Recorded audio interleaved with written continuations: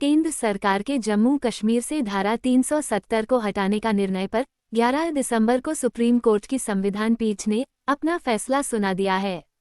Court ने कहा है कि 5 अगस्त 2019 का निर्णय वैध था और यह जम्मू कश्मीर के एकीकरण के लिए था। आपको बता दें कि 2019 में जम्मू कश्मीर को विशेष राज्य का दर्जा देने वाला आर्टिकल 370 खत्म कर दिया गया था। सुप्रीम कोर्ट के फैसले के कारण 4 साल बाद यह आर्टिकल फिर चर्चा में आ गया है। इससे पहले कोर्ट में आर्टिकल 370 हटाने को चुनौती दी गई थी। इससे जुड़ी 20 से ज़्यादा याचिकाएं कोर्ट में थीं, जिसको लेकर सोमवार को फैसला आया है। आइए जानते हैं कि आर्टिकल 370 क्या है, सरकार ने इसे क्यों हटाया। 5 अगस्त 2019 को केंद्र सरकार ने आर्टिकल 370 खत्म कर दिया था। ये कानून जम्मू कश्मीर में करीब 7 दशक से चला आ रहा था। दरअसल अक्टूबर 1947 में कश्मीर के तत्कालीन महाराजा हरि सिंह ने भारत के साथ एक विलय पत्र पर हस्ताक्षर किए थे। इसमें कहा गया कि 3 विषयों के आधार पर यानी विदेश मामले, रक्षा और संचार पर जम्मू कश्मीर भारत सरकार को अपनी शक्ति हस्तांतरित करेगा। इतिहासकार प्रोफेसर संध्या कहती हैं कि मार्च 1948 में महाराजा ने शेख अब्दुल्ला के साथ प्रधानमंत्री के रूप में राज्य में एक अंतरिम सरकार की नियुक्ति की। जुलाई 1949 में शेख अब्दुल्ला और 3 अन्य सहयोगी भारतीय संविधान सभा में शामिल हुए और जम्मू कश्मीर की विशेष स्थिति पर बातचीत की, जिससे आर्टिकल 370 को अपनाया गया। चलिए जानते हैं कि आर्टिकल 370 के प्रावधान क्या क्या थे। नंबर 1, इस आर्टिकल में प्रावधान किया गया कि रक्षा, विदेश, वित्त और संचार मामलों को छोड़कर भारतीय संसद को राज्य में किसी कानून को लागू करने के लिए जम्मू कश्मीर सरकार की मंजूरी की आवश्यकता होगी। नंबर 2, इसके चलते जम्मू और कश्मीर के निवासियों की नागरिकता, संपत्ति के स्वामित्व और मौलिक अधिकारों का कानून शेष भारत में रहने वाले निवासियों से अलग था।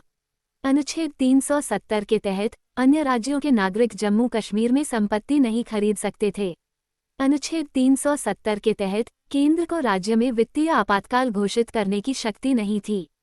नंबर 3, आर्टिकल 370 में उल्लेख किया गया था कि भारतीय संविधान का अनुच्छेद 1 और अनुच्छेद 370 के माध्यम से कश्मीर पर लागू होता है। अनुच्छेद 1 संघ के राज्यों को सूचीबद्ध करता है। इसका मतलब है कि यह अनुच्छेद 370 है जो जम्मू कश्मीर राज्य को भारतीय संघ से जोड़ता है। नंबर 4, जम्मू कश्मीर के तत्कालीन संविधान की प्रस्तावना और अनुच्छेद 3 में कहा गया था कि जम्मू कश्मीर राज्य भारत संघ का अभिन्न अंग है और रहेगा। अनुच्छेद 5 में कहा गया है कि राज्य की कार्यपालिका और विधायी शक्ति उन सभी मामलों तक फैली हुई है जिनके संबंध में संसद को भारत के संविधान के प्रावधानों के तहत राज्य के लिए कानून बनाने की शक्ति है। जम्मू कश्मीर का संविधान 17 नवंबर 1956 को अपनाया गया और 26 जनवरी 1957 को लागू किया गया। 5 अगस्त 2019 को भारत के राष्ट्रपति ने एक आदेश जारी करके जम्मू और कश्मीर के संविधान को निष्प्रभावी बना दिया था। इसे संविधान आदेश 2019 नाम दिया गया था। चलिए जानते हैं कि अभी अनुच्छेद 370 हटने के बाद क्या हालात हैं। 2019 में जब अनुच्छेद 370 खत्म किया गया था, तब पड़ोसी मुल्क पाकिस्तान ने कुछ हद तक स्थिति बिगाड़ने की कोशिश की थी। घुसपैठ के जरिए हिंसा कराने की खूब कोशिश हुई, लेकिन सुरक्षा बलों ने सभी को नाकाम कर दिया। केंद्र सरकार ने विशेष तौर पर जम्मू कश्मीर के विकास पर फोकस करना शुरू कर दिया। अब हर बजट में जम्मू कश्मीर के लिए विशेष प्रावधान किए जाते हैं ताकि यहाँ के लोगों को मुख्य धारा से जोड़ा जा सके। अनुच्छेद 370 खत्म होने के बाद पहली बार ऐसा हुआ जब जम्मू कश्मीर संयुक्त राष्ट्र के दागी लिस्ट से बाहर हुआ। पिछले कुछ समय में राज्य में पर्यटन में भारी बढ़ोतरी देखी गई है।